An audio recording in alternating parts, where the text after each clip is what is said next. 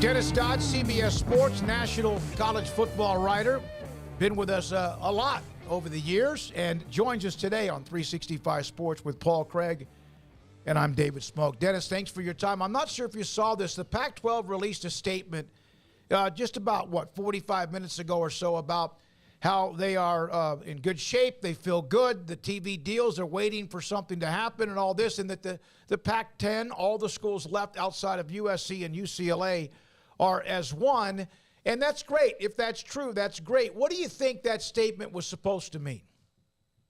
I don't know, except to allay fears that the exact opposite is occurring. I don't know why you put out a release saying nothing. I mean, they said that from the beginning. So obviously folks are getting nervous in that league. They're trying to create a PR play. And I'm not saying it's going to be a disaster. I'm just saying it's not, the reason why it's lasted this long is because they're not getting the money they think they're worth. Dennis, what do you think this means for Brett Yormark and going after those four corner schools? How do you think he would pursue that? Yeah, I think he's in good shape. I think he's just going to sit in the rocking chair right now and wait for this to play out and see if any of these schools get nervous. Because, again, every day it goes on, the Big 12 looks better and better. They've got sustainability. They've got security.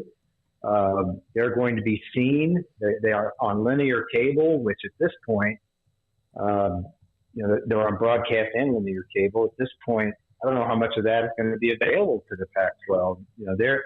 I'm being told their deal is going to be significantly more than 50% on streaming.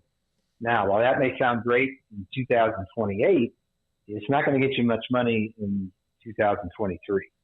So, and if you're a coach or an administrator in that league, you're howling at the moon right now. How are we going to recruit? How are people going to see our players?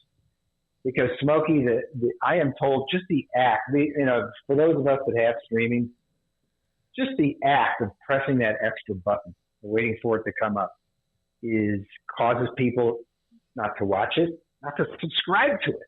I'm not making a value judgment. I'm just telling you what people are telling me in the industry, and that is going to affect the Pac-12. Yeah, I just saw some people, just yesterday with the Super Bowl on who had talked about, I'd switch to YouTube TV, and they were complaining about how there's delay and how difficult it is to have to switch channels to go from cable to your app and so forth, and stuff like that can cause you to say, you know what, screw this. I'm not even going to watch this game, right? Yeah, no, you're right. And I have YouTube TV, and it's really good, but that's real. Those criticisms are real. And people will not watch it instead of, getting it because it's so hard to go through those processes. We are Americans. We're very impatient. We don't want to wait for that stuff. Dennis. And so that's playing out in real time. Go ahead, Smokey. No, I'm sorry. Go ahead. I thought you had paused there. No, I'm done. Okay. Brett Yormark has had a goal, an itinerary, a protocol, a list of things to do, a checklist, and now he has, of course, the new TV deal. Texas and Oklahoma will leave now at the end of 23-24. That's been accomplished, $100 million, 80 to the teams. And the third thing was still to look west or expand or add the Pacific time zone, whatever. He's done the first two. Did he do them faster than you ever thought he would? And how quickly do you think that he starts to look at three, if not already? Yeah, I do. And I think everybody in the league thinks he's done it quicker than it could be done.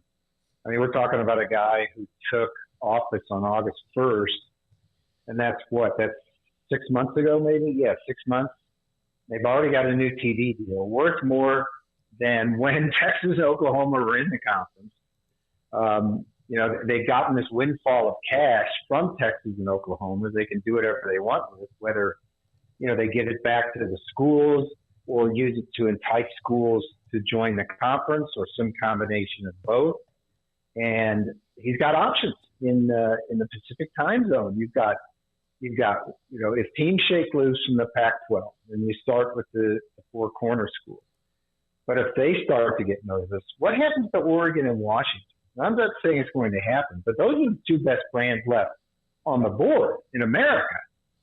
Notre Dame isn't going anywhere, and Ohio State and Michigan aren't going anywhere. USC and UCLA were shockers. the best two brands that are in play until they're not are Oregon and Washington. They get nervous. We know they've already shown interest in the Big Ten. I don't think they're going to the Big Ten, and the Big Ten doesn't want them because their presidents want to stay put for now. But you've got that, and then you've got the Gonzaga thing, which may be by itself or in conjunction with football. And he's really interested in adding Gonzaga. There's not much financial value there, but there could be in subsequent years. But it gets you in that Pacific time zone. And if you get football in the Pacific time zone, you've got football at noon, in 3:30, the 3:30 traditional window, in prime time, and then late night. That's something that the Big Ten and the Big Ten and the SEC don't even have. So that's what we're looking at. And I think it's got a pretty good shot at doing something. Dennis, do you think that with the news that the Pac-12 is looking at San Diego State and SMU, say that the 10 Pac-12 schools remaining are locked in with each other, do you see the two conferences competing over the schools they could add, like San Diego State, SMU, Boise State, people like that? Yeah, I don't think San Diego State, I think, would only be in play for the Big 12. And that would not be the Big 12's first choice. But again, if it gets them in the Southern California market in that fourth window that I just talked about, I think they'd rather have established Power 5 programs that are in the Pac-12. I was just on another show. I don't think SMU is in play. Why does the Big 12 need SMU? They're in Texas. They're recruiting in Texas. SMU is a small private. I don't have to tell anybody there that. So I don't think SMU is in play. I think it's in play for the Pac-12 because in some measure it brings them recruiting in Texas. But again, I don't think it's much. Dennis, anything surprise you about what eventually was the agreement for Oklahoma and Texas to leave? I mean, it seemed like a foregone conclusion. I know everybody wanted to squeeze the entire amount that they could, but that just probably wasn't all that realistic. But just your thoughts on the way that all came together. No, not really. I mean, the amount of money was about what I thought it would be. The max was, I think the contract stated they owed $168 million. If they departed before the end of the deal for 2 years worth of revenue.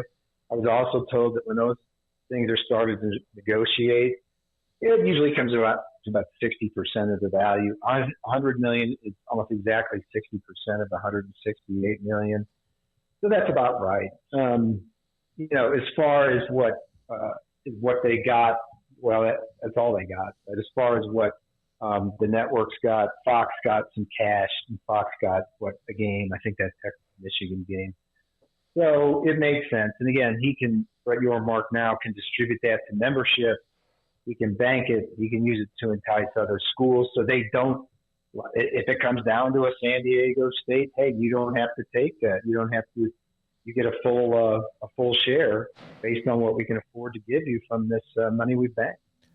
Dennis, when you hear about the four corner schools with Utah, Colorado, Arizona, and Arizona State, in order, which of them has the most oomph, if in fact any of them were interested in the Big 12? Has the most what? You broke up. Which of those four has the most oomph, in your opinion, if any of them? Oh, gosh. You know what? Probably Utah right now because they have developed into a pretty consistent brand. Arizona State's in the 11th biggest market in the country, but they're a mystery wrapped in an enigma. Why, Arizona State's the most sleepiest of sleeping giants. Why you can't get 85 studs to Tempe to play football is beyond me. And that may change with Kenny Dillingham, but Utah, everybody's committed to the Pac-12 until they're not. I mean, and I think that statement is. I thought of something from Animal House, where Kevin Bacon's sitting in the end scene when he's in the middle of the street, going, "Don't panic, all is well." That's what that statement was today. That's what it seems like. Why put that out? Yeah. Dennis, I was just on campus Wednesday night at Arizona State. We were there for the Super Bowl. We went to see a comedy show there. And walking around, it will hit you immediately that, like you said, how do you not get they don't have anything that you wouldn't want them to have, like everything they've got at their fingertips. Is it a beautiful campus? Yes. Is it in a great place? Yes. Do they have good programs academically? Yes. Can they make sure that everybody gets in at Arizona State? Also, yes. Is the scenery fantastic? Yes. I mean, I don't know how they haven't been a giant in that conference. Yeah, I don't know. It hasn't been since, they haven't been consistent since Jake Plummer in the 97 season, I think. Was that Bruce Snyder? I'm not even sure. A few, like in 2016 under Todd Graham, they won 10 games, but they went 10-4. And still haven't been to the Rose Bowl in forever. One of the highest enrollments in the country. I think them and Ohio State go back and forth maybe for highest enrollment. People like to go here, and I'm here right there, right in the city right now, as a matter of fact. So, yeah, I mean, somebody's going to realize that. I really, really like Kenny Dillingham. He's full of energy, 32 years old, youngest coach. Just snagged Jalen Rashada out of for no money. It appears in an NIL deal. And he's a native guy and seems to be committed. But the biggest advantage for the Pac-12 right now is if you're a school like Colorado or with a new coach or Arizona State or one of these schools that hasn't traditionally won, because of the expanded playoff and because there is no USC or UCLA, you've got a heck of a chance of going to the playoff and winning the Pac-12. Mm-hmm. I think that's one reason why they all stay committed. That's not to say you can't do it in the Big 12, but you're in your natural region where everybody there. Well, he just disconnected with us. 3:43 is the time, 365 Sports, and a lot of you on response. And yeah, Mike Bean, you're right. Frank Kush was a Hall of Fame coach back in the day. They were really, really good. Before they became involved in the Pac-12, they were an independent. It was very, very good. Dennis, we lost you there at the very last. Yeah, sorry. Yeah, I'm sorry. Go ahead. Do you think that if you were to say yes or no, if the Big 12 expands, and whether they do or not, they're fine without it. But if, in fact, they expand, there's no way they would expand anywhere that's not west of them, would they? No. Somebody asked me that last week, and I said, "What? What are we talking about?" I mean, start with the fact that they want to go west.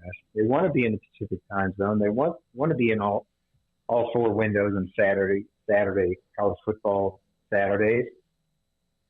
Who else? I mean, I've seen these vague references to Tulane, but why? I mean, God, good Lord, you want Tulane in your league? And I know they were good last year, but it's Tulane. So, I guess it gets you into recruiting in Louisiana, maybe. But it's like when the Big 12 was considering expansion. I said, don't you think that Oklahoma can go into Florida and get any player that they identify? You don't need to have UCF there to get the recruit in Florida. Does it help? Yeah, in some small way, but you don't need them. So, no, I don't see anything. Somebody here in the chat room said the Pac-12 making a statement today of support for itself is pretty much like an AD a week before they fire a coach saying that they support the coach. Yeah, it's a vote. Yeah, exactly. The dreaded vote of confidence. I have to agree. That's a good way to put it. Dennis, thank you, man. Texas, Oklahoma, check. TV deal, check. Whatever expansion happens, we'll see, find out. Thanks for your time, as always, as you've covered this from throughout. And, of course, we have, too. We appreciate your feedback. All right. Thanks, man. Thank you. Appreciate Dennis Dodd, CBS Sports, with us on 365 Sports. Cindy Machado, who's a